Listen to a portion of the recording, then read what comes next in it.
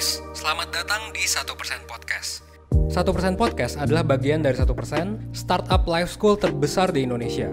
Dalam podcast ini kita bakal ngebahas topik-topik seputar kesehatan mental, pengembangan diri, serta edukasi life skills dengan tamu yang handal di bidangnya. Kami ingin kamu untuk bisa mendapatkan insight baru dan berkembang seenggaknya 1% setiap harinya. So that's all. Enjoy 1% Podcast untuk hidup seutuhnya.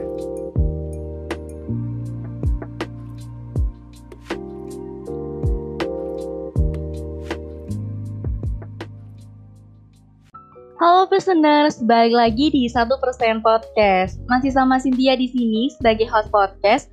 Jadi listeners di sini jangan bosen-bosen ya dengerin suaranya Cynthia.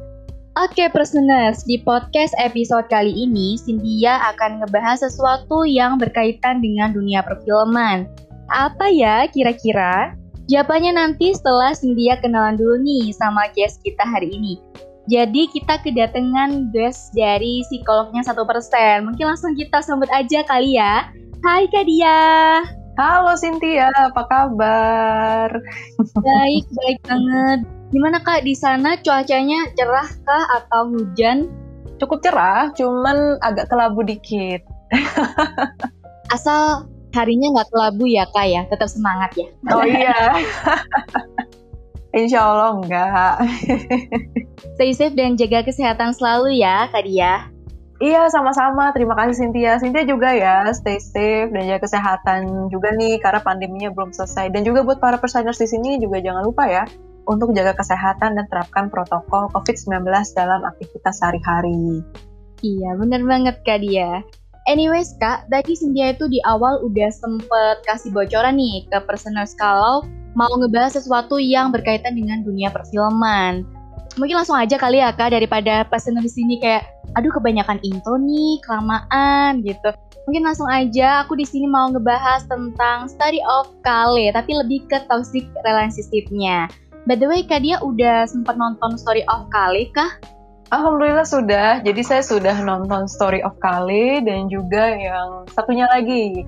Story of Kale ini kan spin-off ya dari nanti kita cerita tentang hari ini. Nah, saya alhamdulillah sudah nonton dua-duanya dan menurut saya film ini sangat bagus sekali dan sangat membuka wawasan terkait dengan bagaimana cara kita mencintai orang lain dan juga cara kita mencintai diri sendiri. Jadi film ini sangat direkomendasikan untuk para kalian nih dewasa muda yang ingin tahu gimana ya caranya memiliki hubungan yang sehat, menerima masa lalu, mencintai orang lain dengan baik dan juga mencintai diri sendiri dengan utuh. Bener banget Kak, Cynthia setuju banget. Dan emang pas waktu nonton ini tuh kayak gimana ya, ketagihan gitu loh. Kak Dia sendiri pas nonton Story of Kale ini sempet ke-trigger gak sih Kak? Atau antara NKCTHI sama Story of Kale ini sempet kayak aduh kayak gimana gitu? Kalau sebenarnya kan saya nonton dua-duanya ya, tapi saya nonton Story of Kale-nya dulu. Kalau nonton Story of Kale ini, saya jadi sejujurnya ketika menonton saya jadi lebih refleksi sih. Beda ketika saya menonton film lain yang mungkin lebih banyak unsur hiburannya, tapi kalau di Story of Kale ini lebih banyak unsur edukasinya. Jadi di situ saya juga sebenarnya sambil merenung gitu, sudah sejauh berapa saya bisa mencintai diri saya sendiri. Apakah saya sudah memperlakukan orang lain sebagaimana saya memperlakukan diri saya sendiri gitu, atau sebaliknya. Jadi lebih banyak merenungnya sih. Jadi memang film ini cukup men-trigger, tapi menurut saya men-triggernya dalam hal yang positif gitu. Nah, kalau yang satunya lagi yang nanti kita cerita tentang hari ini, kalau itu lebih ke trigger secara emosional sih menurut saya, karena filmnya memang dramanya lebih kental dibanding Story of Kale. Di film yang nanti kita cerita tentang hari ini itu kan sebenarnya lebih melihat dari berbagai sudut pandang dan juga penghayatan emosinya itu lebih dalam dibanding yang Story of Kale kalau menurut saya. Jadi untuk yang nanti kita cerita tentang hari ini itu benar men-trigger tapi lebih secara emosional. Saya juga masih sempat sih untuk melakukan refleksi diri ya. Jadi film ini tidak hanya membuat kita tertrigger secara emosi, tapi juga ada pembelajarannya di situ dan bisa banget buat personers di sini menonton sambil refleksi diri. Jadi itu salah satu tontonan yang cukup mengedukasi sih menurut saya ya gitu. Seperti yang Kak Dia bilang tadi, kalau Story of Kale itu adalah spin-off-nya dari NKCTHI. Sebenarnya kalau untuk nontonnya itu opsional sih Kak. Cuman menurut Cynthia, karena Cynthia juga udah nonton dua-duanya nih, dan nonton duluan yang NKCTHI, nanti kita cerita hari ini. Jadi awalnya itu kenapa ada Story of Kale ini berawal dari salah satu scene di film NKCTHI ini, yaitu scene-nya si Awan dan juga Kale. Awan ini diperankan oleh Rachel Amanda dan Kale diperankan oleh Ardhito Pramono. Jadi pada waktu itu muda-mudi dua orang ini tuh lagi ketemu nih, terus si Awan tiba-tiba nanya ke Kale gini, kita ini apa sih? Waduh, kayak dia kayak merasa ikut-ikut ke bawah gitu loh lah. Terus si Kale bilang lah itu ke Awan, kalau kamu butuh orang yang bisa buat kamu bahagia, bukan aku orangnya, tapi karena aku nggak mau punya tanggung jawab atas kebahagiaan orang lain. Nah dari situ banyaklah tuh statement-statement netizen yang bilang si Kale nih kenapa sih jahat banget dan lain sebagainya. Akhirnya penulisnya NKCTHI Kamal Sela itu membuat film Story of Kale ini, dan ternyata Kale seperti itu ke Awan itu karena dulu Kale pernah menggantungkan kebahagiaannya ke Dinda. Jadi di Story of Kale ini yang Cynthia highlight itu ada 3 tokoh yang mungkin menurut Cynthia penting ya di sini. Jadi ada Kale itu sendiri, terus ada Dinda dan juga Argo. Kale tadi udah diperankan sama Ardhito Pramono tetap, terus si Dindanya diperankan oleh Aurelie Mauremans, dan yang Argo itu diperankan oleh Arya Saloka. Jadi itu awal mulanya si Dinda ini pacaran sama si Argo. Tapi pacarannya itu apa ya, mungkin bisa dibilang toksik gitu loh. Tapi si Dinda ini mengelak. Jadi si Dinda ini bilang Argo itu kayak gitu karena sayang sama aku. Jadi sampai kalau cekcok pacaran itu si Argo tuh sampai mukul-mukul si Dinda gitu. Itu kan udah termasuk abusive dan juga toxic relationship ya, listeners. Terus kemudian si Kale tahu nih kalau pacarannya si Argo sama si Dinda ini kayaknya nggak beres. Akhirnya ya udahlah, si Dinda sama si Argo ini putus. Terus ya udah, akhirnya pacaran lah itu si Kale sama si Dinda gitu. Terus akhirnya awal mulanya Cynthia lihatnya, oh ini kayaknya pacarnya sehat nih. Tapi ternyata lama-kelamaan, oh ternyata toksik juga sama. Jadi si Kale ini dulunya itu pernah punya mungkin trauma kali ya, ditinggal sama ibunya si Kale itu sendiri. Jadi kenapa si Kale seperti itu ke Dinda ya karena itu tadi. Terus akhirnya si Kale ini menggantungkan kebahagiaannya sama si Dinda ini. Terus Dindanya bilang kalau bahagia itu yang bisa bertanggung jawab ya cuma kita sendiri, bukan orang lain. Nah gitu listeners, secara singkatnya mungkin gambaran dari Story of Kale yang mungkin listeners sempat greget juga sih sama film ini. BTW Kak Dia, aku mau nanya juga dong, tadi kan sempat Cynthia nih bilang tentang kalau kebahagiaan kita itu gak bisa digantungin sama orang lain. Terus maksudnya gantungin kebahagiaan sama orang lain tuh apa ya Kak Dia ya? Oke, baik. Iya, jadi gimana ya maksudnya ya gantungin kebahagiaan sama dengan orang lain gitu. Ini konsepnya agak agak susah ya, tapi begini. Saya setuju dengan apa yang diucapkan oleh Dinda dan juga Kale. Kalau Dinda ini pada film Story of Kale, kalau Kalenya sendiri itu pada film nanti kita cerita tentang hari ini. Setuju banget kalau memang kebahagiaan itu bukan dari orang lain. Karena misalnya gini kan, ada orang yang ingin pacaran itu karena ingin dapat kasih sayang. Ada orang yang menggantungkan dirinya kepada orang lain supaya diperhatikan, supaya diberi kebahagiaan dan lainnya. Jadi dia sendiri sebagai manusia itu seakan-akan tidak berdaya. Jadi dia tidak tahu caranya bagaimana dia membahagiakan dirinya dengan mengelola sumber daya yang dia punya gitu. Maksudnya gini, kalau misalnya kita menggantungkan kebahagiaan kita pada orang lain, itu membuat seakan-akan kita tidak berdaya. Kalau misalnya kita menggantungkan kebahagiaan kita pada orang lain, dan ketika orang tersebut tidak bisa memberikan kebahagiaan pada kita, kita jadinya apa? Sementara manusia itu sendiri kan sifatnya agen aktif ya, yang melakukan perubahan. Bahkan ada dalam satu kutipan dalam sebuah kitab agama Islam, itu menyatakan bahwa kamu tidak akan berubah sampai kamu mau berubah gitu. Sama, kamu juga tidak akan berbahagia jika kamu tidak membahagiakan dirimu sendiri gitu. Jadi di sini kalau kita menggantungkan kebahagiaan orang lain itu rasanya seperti kok kayak tidak alami gitu. Dalam arti ini bukan sifatnya manusia untuk mengambil kebahagiaan orang lain untuk dirinya sendiri. Terkesan ini menjadi egois gitu. Nah, Maka dari itu penting banget buat kita cari tahu nih apa sih yang bisa membuat kita bahagia tanpa harus kita tuh bergantung dengan orang lain. Kalau orang lainnya oke, dia misalnya pacar kita oke bisa kasih kita kebahagiaan, tapi kan ada saatnya pacar kita ini mungkin sedang down. Namanya juga manusia, ada naik, ada turun. Kalau dia lagi turun gak bisa ngasih kebahagiaan, masa mau kita tinggal? Kita nggak seperti itu. Jadi makanya penting banget buat kita sebagai manusia yang aktif mencari apa nih yang bisa kita kembangkan dari diri kita untuk mencapai kebahagiaan itu sendiri. Jadi bahagia itu dicari ya, bukan didapatkan. Gitu, dicari, terus dieksplorasi dengan penuh usaha tentunya hingga kita tahu apa yang membuat kita bahagia. Tanpa kita harus memanfaatkan 100% orang lain untuk kita bisa bahagia. Gitu. Kira-kira konsepnya dipahami nggak? Paham banget Kak, dan aku setuju banget sih kalau bahagia itu dicari bukan didapatkan ya tadi Kak ya. Kalau ngomong-ngomong soal bahagia nih, salah nggak sih kita itu bahagia karena orang lain? Oke, salah nggak kalau kita bahagia dengan orang lain? Sebenarnya nggak salah juga gitu. Sesuatu yang pas, porsinya pas, itu bagus. Tapi ketika itu sudah berlebihan, jatuhnya nggak bagus. Misalnya gini, kayak adik kita berhasil juara, kita seneng kan?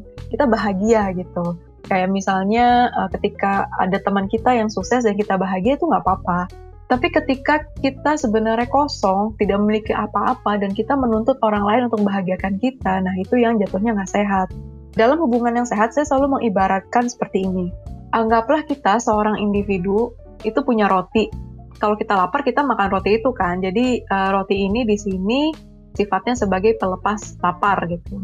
Lalu kita udah kenyang nih, tapi roti kita masih banyak. Nah, baru deh kita bagi ke orang lain kan yang minta rotinya. Aku mau roti kamu dong, aku lapar. Nah, boleh kasih.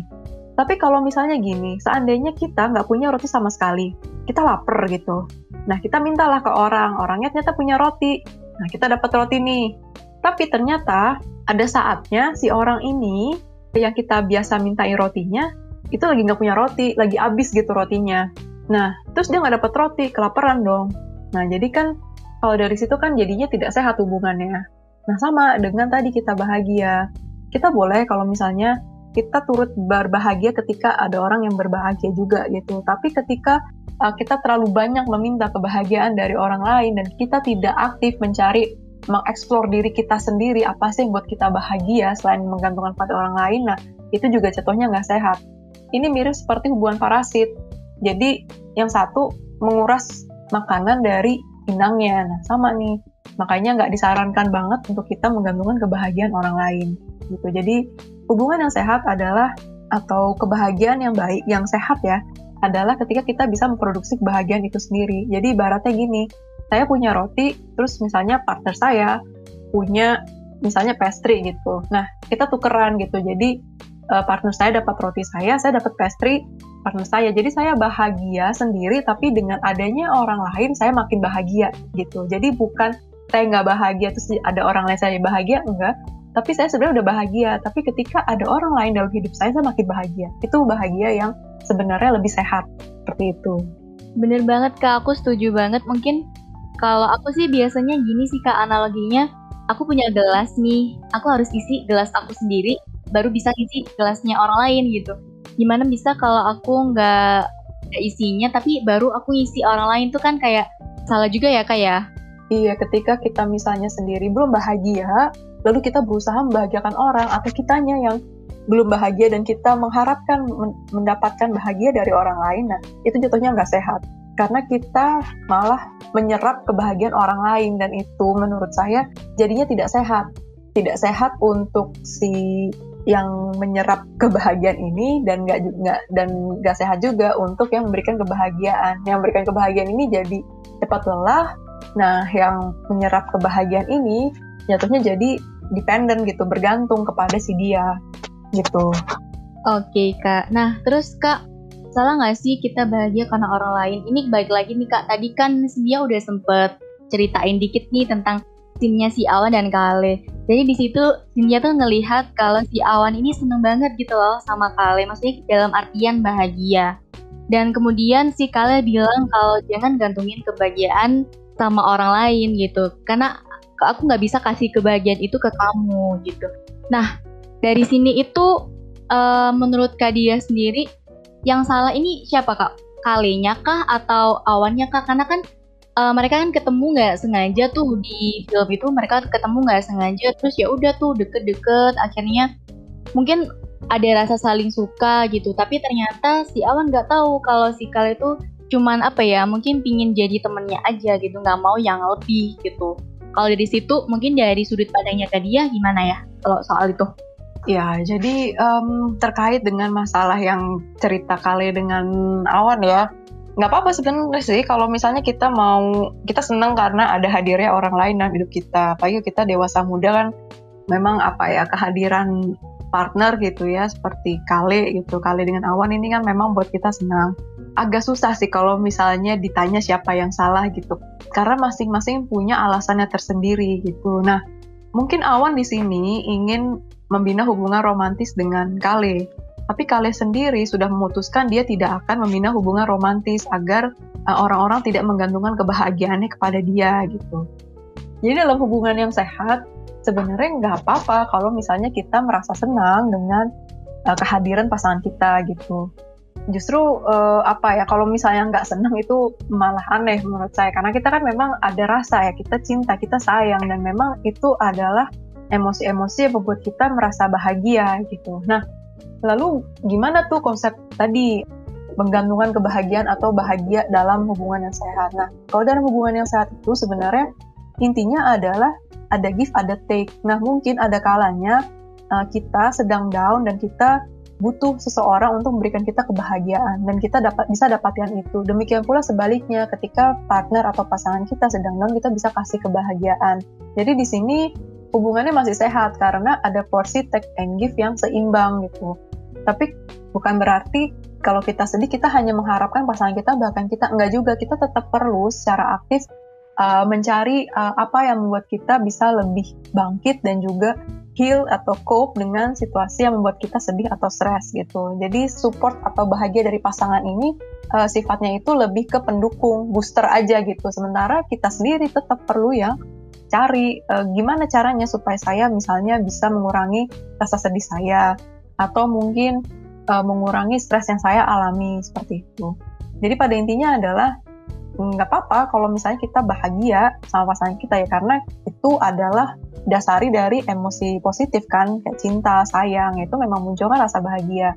Tapi yang jadi nggak sehat adalah ketika tadi porsi dalam hubungan itu nggak seimbang, entah ada satu pihak yang lebih banyak ngasih atau satu pihak yang banyak memberi. Dan mungkin perlu diketahui bahwa dukungan dari pasangan itu memang bagus sekali, tapi sifatnya tuh booster, sedangkan kitanya sendiri yang perlu tetap mencari apa sih yang bisa membuat saya bahagia dan bisa misalnya mengurangi emosi negatif dalam diri saya. Kira-kira dipahami nggak konsepnya? Dipahamin kok Kak. Terus apakah jadi terkesan egois nggak sih Kak kalau kayak gitu? Maksudnya kan tadi aku masih bahas si Awan ya Kak ya, si Awan sama si Kale. Kalau si Awan kan ini mungkin dia nggak menemukan sesuatu yang apa ya, mungkin di keluarganya dikasih gitu kan, akhirnya tapi dia nemu nih di Kale gitu kebahagiaan itu gitu. Apakah jadi terkesan egois Kak kalau kayak gitu? Oke, sebenarnya gini, agak sulit ya untuk melihat apakah ini egois atau enggak, karena menurut saya ketika kita memberikan label egois itu sebenarnya sudah ada judgmental. Tapi di sini kan Kale sendiri memiliki keputusan bahwa ya dia nggak mau berkomitmen dengan orang karena dia takut dia menggantungkan kebahagiaan pada orang lain atau orang lain menggantungkan kebahagiaan pada dia gitu. Nah, jadi kalau misalnya apakah egois atau enggak, saya sejujurnya nggak bisa kasih komentar karena setiap orang itu pasti punya alasan tersendiri kenapa dia mau melakukan itu. Dan kalau menurut saya pribadi, ada baiknya memang Kale ini cari dulu apa yang bisa membuat dia bahagia gitu. Jadi dia bukannya tidak mau berkomitmen dengan orang lain, tapi dia sendiri perlu tahu dulu hal apa yang bisa membuat dia bahagia, terus mungkin dia merasa nyaman dengan dirinya sendiri. Mungkin dia juga perlu untuk menerima masa lalu dan melihat itu menjadi lebih positif sehingga dia bisa lebih bahagia dan lainnya. Jadi menurut saya Kale ini nggak bisa juga sih dikatakan egois karena dia harus selesai dulu dengan dirinya sendiri. Nah, kalau misalnya dia belum selesai dengan masalahnya sendiri, dia kan punya masalah juga ya di masa lalu yang membentuk dia menjadi seperti itu. Nah, wajar banget kalau misalnya dia memilih untuk tidak berkomitmen. Mungkin dia takut kalau misalnya dia akan menyakiti orang yang dia sayang atau gimana. Agak sulit sih kalau misalnya sampai judgmental, oh kamu egois gitu ya. Nah, di sini yang saya salut justru dari pihak Awannya. Awan ini cukup terbuka ya dan asertif untuk mengklarifikasi hubungannya seperti apa gitu. Nah, ini kan sebenarnya dengan adanya batasan yang jelas dan juga ketegasan dalam sebuah hubungan, jelas gitu nih arah hubungannya mau kemana, itu kan juga nantinya kita juga enak menjalaninya. Kalau memang lanjut ya lanjut, enggak jangan di tengah-tengah gitu. Jadi saya di sini juga mau mengapresiasi Awan. Oke, sangat menarik banget nih Kak. Nah, Kak, ngomong soal itu tadi, apakah si Kale ini punya trauma sehingga, maksudnya traumanya si Kale ini belum hilang gitu, tapi dia mencoba deket sama si Awan dan ternyata tetap dia itu kayak apa ya, menolak gitu. Apakah itu juga mempengaruhi masa lalunya dia yang belum mungkin selesai, atau sebenarnya dia udah oke lah, aku udah selesai nih kayaknya gitu. Kayak aku deket aja nih sama orang baru, tapi ternyata pas deket sama Awan jawabannya tetap dia mungkin apa ya, keinget masa lalunya itu, jadi dia bilang kayak gitu. Apakah itu termasuk bisa dibilang trauma, Kak?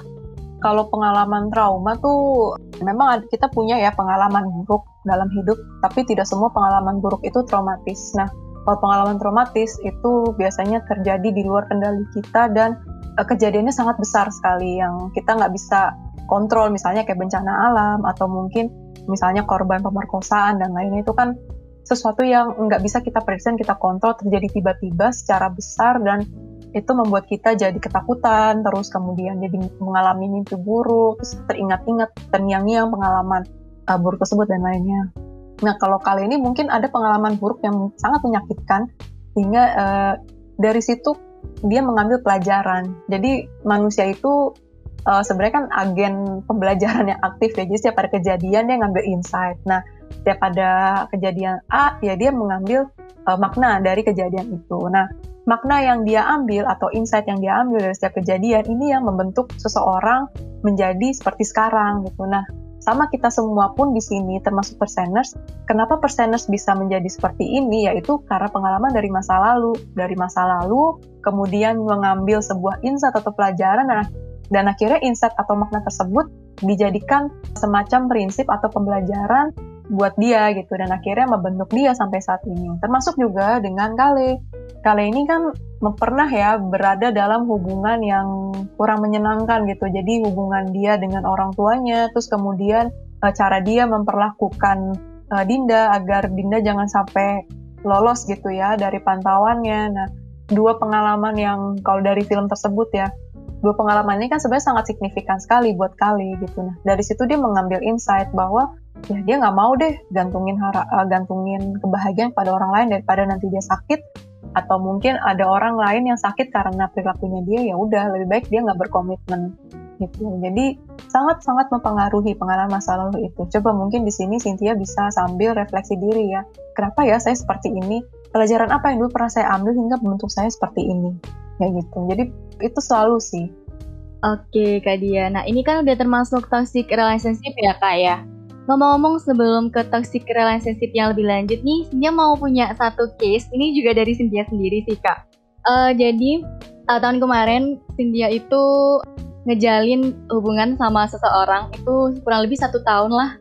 Nah ternyata itu toxic Kak gitu. Jadi kisahnya mungkin sama kayak Kale sama si Awan, cuman di situ Cynthia udah pernah nanyain nih, kamu trauma kah sama masa lalumu dulu? Karena dia tuh dulu diselingkuhin gitu Kak gitu. Jadi mungkin dia masih ada luka gitu. Tapi di situ Cynthia mikir karena kan dia putusnya tuh udah yang 4 tahun lalu gitu loh Kak. Terus baru ketemu aku. Aku mikirnya kayak oh mungkin dia udah healing gitu ya. Mungkin udah baikan lah gitu.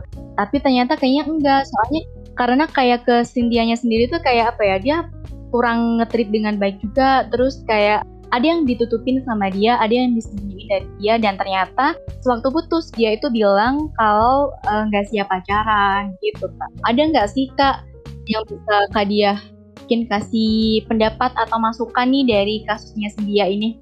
Oke, baik. Jadi ini kasusnya sebenarnya udah lama ya mantanmu ini putus dengan mantannya dulu, terus ternyata pas kamu putus sama dia, dia mengatakan bahwa dia nggak siap pacaran ya. Iya Kak. Iya, memang untuk kita bisa berkomitmen berpacaran gitu misalnya ya, itu memang kita harus siap. Jadi pihak kitanya sendiri dan dia itu juga harus sama-sama siap gitu. Jadi nggak bisa kitanya belum siap tapi dianya siap gitu, atau sebaliknya, harus sama-sama siap. Karena kalau dalam hubungan berkomitmen seperti pacaran, itu pasti banyak banget ups and down-nya. Misalnya ya cemburu lah, terus nggak suka lah dapat perlakuan seperti ini gitu. Terus misalnya ada apa kok kamu nggak bilang-bilang ke saya gitu. Nah jadi akan banyak sekali ups and down-nya. Makanya kita pun juga sebenarnya harus sehat secara mental ketika kita memang mau berkomitmen untuk ciptakan relasi seperti pacaran atau pernikahan. Apalagi pernikahan ya. Pernikahan itu ups and down-nya jauh lebih kompleks dan dinamis. Oh, kalau sudah menikah, masalah dalam rumah tangga itu udah ada sendiri, seperti masalah ekonomi, masalah trust, misalnya kayak cemburu dan lain-lainnya gitu ya. Terus belum lagi masalah mengurus anak, mengasuh anak, dan lainnya gitu. Itu jauh lebih kompleks. Makanya ketika kita ingin berpacaran atau kita ingin menikah, pastikan dulu kalian tuh harus siap secara mental. Kalian tahu gimana cara deal dengan situasi-situasi yang buruk dan kurang menyenangkan. Kalian tahu bagaimana cara memperlakukan diri kalian ketika sedang down dan cara memperlakukan pasangan ketika dalam situasi yang tidak baik gitu.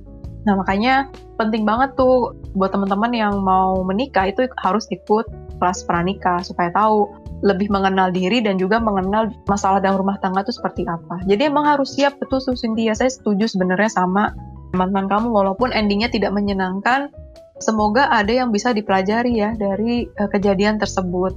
Kalau saya berada di posisi kamu, walaupun itu sangat menyakitkan sekali, tidak menyenangkan gitu ya, siapa sih yang suka diputusin gitu. Tapi coba telah bahwa oh memang ini yang harus kita punya.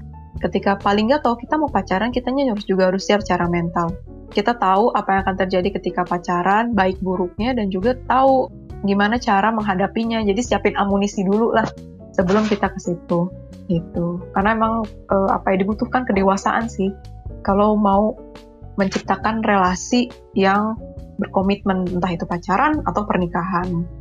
Oke Kak, menarik banget sih. Tapi di sini kayak benar Kak Dia, mungkin Cynthia-nya ngerasa sakit gitu. Karena kayak mungkin menurut Cynthia itu hal yang sepele gitu. Aduh nggak siap pacaran gitu, belajar menerima gitu ya Kak ya. Nah ngomong-ngomong soal tadi kan termasuk toxic nih Kak, kalau dari pandangan Kak Dia sendiri, toxic relationship itu bisa berupa apa aja sih Kak? Kalau yang Cynthia tahu sih kayak abusive gitu, apakah ada yang lainnya? Oke, jadi ini hubungan yang nggak sehat ya. Toxic relationship itu mungkin istilah populer, tapi kalau saya lebih suka menyebutnya hubungan tidak sehat. Oke, jadi sebenarnya ada beberapa jenis ya atau karakteristik dari hubungan yang tidak sehat. Jadi ada 4 nih kategorinya. Ada terkait dengan emosi, fisik, seksual, dan juga finansial. Nah, kalau dari emosi ini mungkin bisa diistilahkan dengan kekerasan emosional ya. Misalnya kayak memberikan komentar yang merendahkan atau mengata-ngatai dengan perkataan yang kasar, terus mengisolasi, jadi menjauhi pasangan gitu supaya berharap dia merasa bersalah dan akhirnya kembali atau bisa menuruti keinginan pasangannya. Lalu juga mengontrol pertemanan atau aktivitas, jadi dipilih tuh, kamu boleh temenannya sama ini aja, kamu nggak boleh temenan sama cowok itu, nanti aku cemburu dan lainnya gitu. Atau juga bisa mengancam, nanti kalau misalnya kamu nggak ini, saya ini gitu. Nah, ini kekerasan yang secara emosional. Nah, lalu juga tidak hanya ada emosional, tapi fisik juga, kayak misalnya menampar, mendorong, atau menonjok. Jadi di sini tindakan kekerasan fisik ya, yang memang yang bisa melukai kita secara fisik. Misalnya jadi lebam atau mungkin jadi ada pendarahan dan lainnya. Lalu juga ada kekerasan seksual. Jadi bahkan dalam hubungan yang sudah sah ya seperti pernikahan, itu pemerkosaan bisa terjadi loh. Pemerkosaan di sini lebih dimaknai sebagai ketika misalnya ada salah satu pihak yang tidak ingin melakukan hubungan seksual dan pasangannya ini memaksa bahkan hingga melakukan kekerasan, itu sudah terjadi pemerkosaan. Nah di sini kalau kekerasan seksual itu bentuknya tadi adanya sentuhan yang diinginkan atau seks yang dipaksakan. Jadi ya, seks yang sehat itu kan tentunya dua-duanya emang harus sama-sama mau gitu. Kalau salah satunya nggak mau dipaksakan, itu jadinya kekerasan seksual. Lalu juga ada loh kekerasan finansial. Nah, ini mungkin yang sudah hidup bersama dan misalnya salah satu dari pasangan gitu ya mengatur keuangan. Nah, kekerasan finansial ini berupa mengambil atau menahan uang atau mengontrol pengeluaran. Jadi misalnya nih, kalau dalam suami istri ya, misalnya suami istri sama-sama kerja. Nah, di sini istrinya misalnya diwajibkan untuk menyetor seluruh gajinya ke suaminya dan suaminya nanti yang akan memberikan keputusan boleh dikeluarkannya seberapa gitu. Ya kalau misalnya tujuannya baik nggak apa-apa, misalnya untuk mengontrol kebiasaan belanja yang buruk gitu, yang terlalu sering. Nah itu mungkin bisa ada kayak gitu. Tapi kalau misalnya tidak ada apa-apa dan memang suaminya ini memaksa atau disertai dengan ancaman juga, nah itu juga jatuhnya jadi nggak sehat gitu. Seperti itu. Jadi ini ada 4 ya. Perseners yang sudah nonton mungkin di Story of Kale di Story of Kale itu sebenarnya kekerasannya ada 2 tuh. Kalau dari Dinda dengan Argo itu mungkin kekerasannya lebih ke fisik ya. Jadi hubungan tidak sehatnya ini karena ada kekerasan fisik. Nah kalau di hubungannya Dinda dengan Kale itu hubungan tidak sehatnya karena ada kekerasan emosional.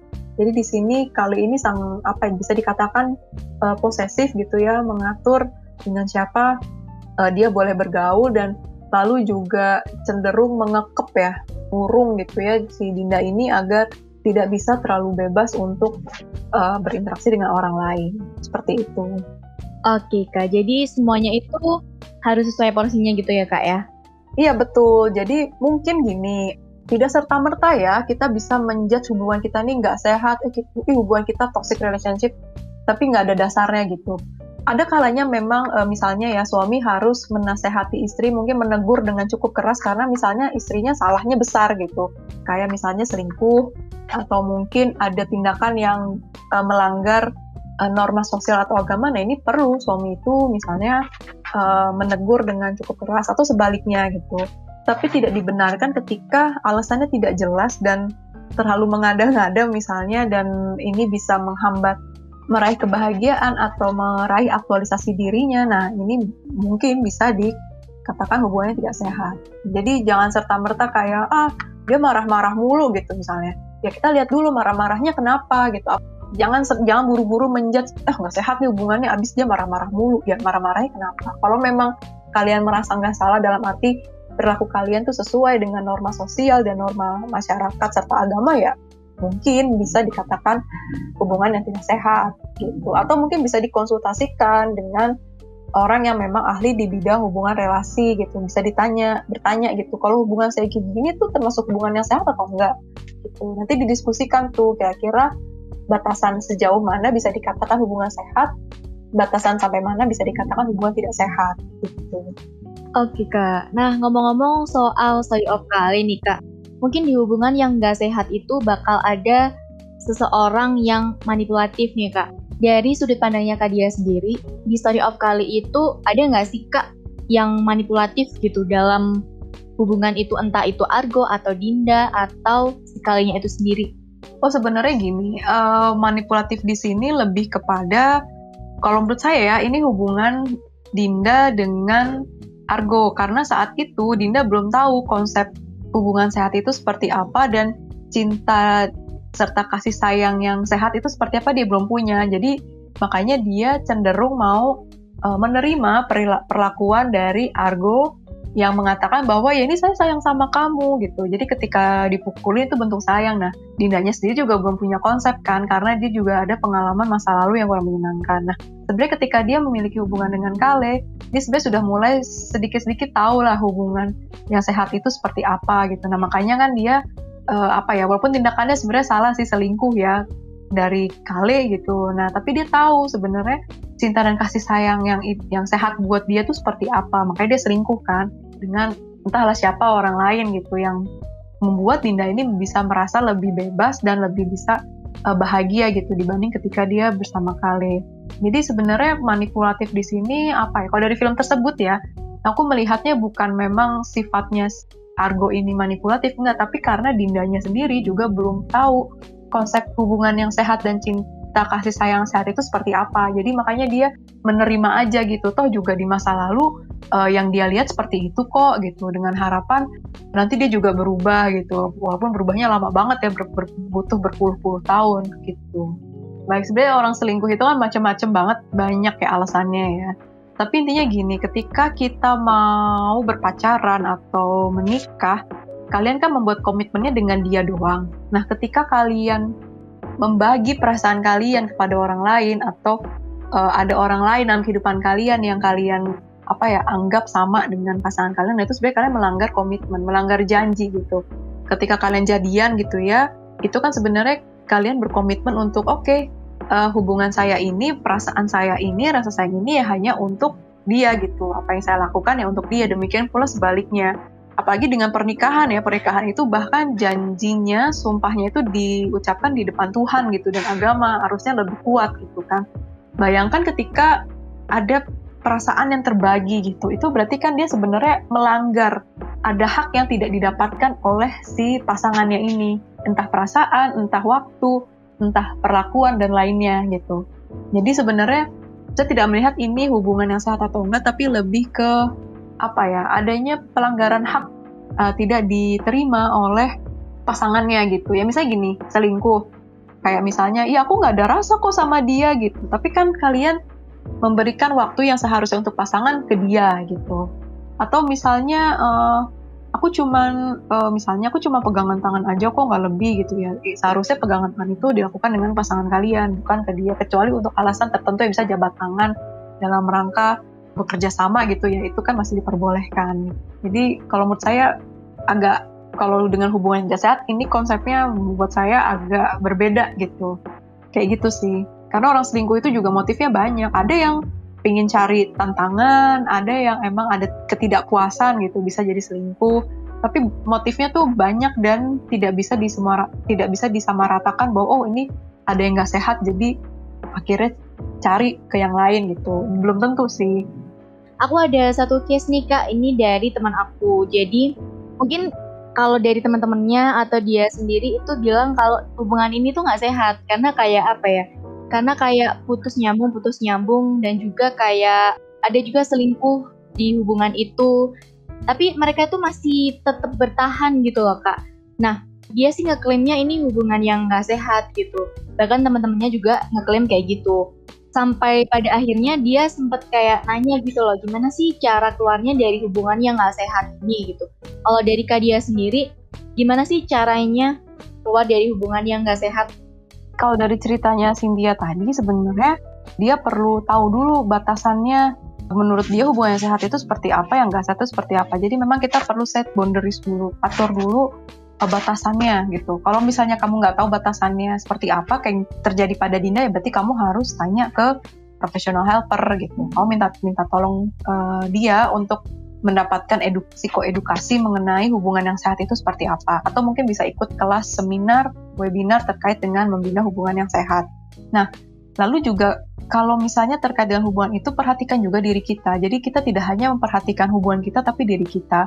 Apakah kita merasa sehat dengan hubungan ini? Apakah dengan menjalani hubungan ini, saya merasa saya dapat berkembang dengan baik dan ada emosi positif di dalamnya? Nah, kalau enggak, kalau misalnya lebih banyak negatifnya atau hal yang tidak ada manfaatnya, bahkan ini bisa merusak kalian dalam arti fisik maupun mental, ya berarti lebih baik keluar gitu. Dan ini penghayatannya sangat subjektif sekali ya, terkait dengan hubungan yang tadi sehat maupun tidak sehat gitu. Nah, gimana caranya untuk bisa keluar? Ya tentunya kalian harus memutuskan hubungan itu. Kalian kan menjadi tidak sehat karena memiliki hubungan dengan dia, ya berarti sumbernya adalah dia gitu. Nah, nanti kalau gitu kalian perlu keluar dulu dari hubungan tersebut, ya entah, saya nggak tahu, nanti caranya bisa banyak banget tuh. Bisa kamu break, atau kamu putus, atau kamu jauh dulu sementara, itu sama kayak break gitu. Nanti kamu benahi dirimu dulu di situ. Intinya seperti itu, kamu perlu putus dulu, karena dengan semakin terpapar kamu dengan dia, berarti semakin banyak hal negatif yang akan kamu dapatkan, semakin banyak kekerasan yang akan kamu dapatkan. Intinya seperti itu. Nah, cara keluar gimana nanti ya, itu disesuaikan dengan kamu gitu. Bisa tadi putus, break, atau kabur gitu. Kalau sudah sangat parah sekali, kabur gitu ya, dan bisa meminta bantuan perlindungan dari misalnya Komnas HAM, atau mungkin ada lembaga yang biasa menangani kasus kekerasan, seperti itu. Jadi intinya adalah, satu lagi, jangan sungkan untuk menghubungi orang terdekat ketika kalian memang sedang dalam kondisi bahaya ya. Kayak kasusnya Dinda sama Argo itu bisa saja sewaktu-waktu terjadi kekerasan fisik yang amat sangat besar dan luka yang ditimbulkan pun tuh juga parah sekali gitu. Nah di situ jangan sungkan-sungkan langsung menghubungi orang terdekat atau mungkin nomor darurat agar kalian bisa mendapatkan bantuan. Nah, terakhir nih Kak, kan tadi nih kita ngebahas toxic relationship tapi dari filmnya Story of Kale. Menurut Kak Dia, film kayak gini tuh bakal mempengaruhi psikologis kita nggak sih? Misalnya nih, bikin jadi takut untuk berhubungan, pacaran atau apa gitu, PDKT gitu. Oke. Kalau untuk hal ini, sebenarnya saya kembalikan lagi kepada perseners dan audiens yang menonton film ini gitu. Karena yang bisa membuat terjadinya seperti itu, yang seperti tadi Cynthia ungkapkan, itu biasanya penghayatan dari audiensnya. Nah, gimana tuh tipsnya supaya mungkin nggak terlalu sampai terjerat dan fokus ke situ. Nah, biasanya sih kalau menonton, mungkin perseners di sini bisa melihat masalah yang ada dalam film tersebut secara objektif gitu. Jadi, tidak ada unsur labeling, kritik, atau mungkin evaluasi secara berlebihan gitu. Jadi, cukup nonton filmnya, terus kemudian tangkap insight apa yang kamu dapatkan dan bisa kamu jadikan pembelajaran, dan ini tentunya bisa membuat kamu lebih baik gitu. Jadi insight yang ditangkap adalah insight baik ya. Tentunya kan ada ya sisi buruknya juga gitu. Misalnya mungkin terlalu banyak menggunakan kata kasar atau apa. Nah, itu mungkin bisa diabaikan, tapi kita cari yang baiknya dari film ini tuh apa. Nah, dengan begitu biasanya nanti mempengaruhi bagaimana audiens dan juga perseners ini mengambil makna dari film tersebut dan mengaplikasikannya ke dalam kehidupan sehari-hari. Jadi intinya adalah tonton filmnya, tangkap insight baik yang bisa kalian terapkan dalam kehidupan sehari-hari, di mana insight ini bisa membuat kalian jadi lebih baik dan berkembang, tidak semakin takut atau menciut gitu ya setelah menonton film ini. Nah gitu perseners, jadi mungkin kalau misalkan kita mau fix nih nonton entah itu Story of Kale atau NKCTHI, pastikan jadi kan emang film itu dibuat untuk apa ya? Biar penontonnya tuh kayak greget gitu, kayak kok gini sih gitu. Tapi jangan terlalu terbawa emosi gitu kan. Karena kan kembali lagi itu tuh hanya film gitu. Wah, jadi tercerahkan banget nih Kak aku. Jadi kayak aku sekarang gak gampang ngejudge. Jadi kayak kan tadi Kak Dia udah bilang nih kalau selingkuh pun itu juga gak berarti itu toxic gitu. Itu pasti ada alasan dibalik itu semua. Walaupun emang selingkuh itu nggak dibenarkan, tapi mungkin yang tahu alasannya hanya orang yang tahu atau melakukan itu sendiri gitu. Oke, perseners, buat perseners yang mungkin topik tadi, bisa banget nih kunjungin Instagramnya 1% di @1%official. Di sana, perseners bisa konsuling langsung dengan ahlinya, serta banyak banget nih topik-topik serupa yang mungkin perseners butuhkan. Dan juga perseners juga bisa langsung ke YouTube-nya 1% atau website-nya 1% untuk mencari informasi lebih lanjut terkait topik-topik yang mungkin perseners butuhkan selain seperti topik toxic relationship tadi, seperti itu. Oke, perseners, udah sampai di penghujung acara nih. Terima kasih ya untuk Kak Dia yang sudah bersedia jadi guest di 1% Podcast pada episode kali ini. Sehat-sehat selalu ya Kak dan juga perseners. Oke, baik. Terima kasih banyak ya 1% yang sudah mengundang saya untuk menjadi narasumber podcast kali ini.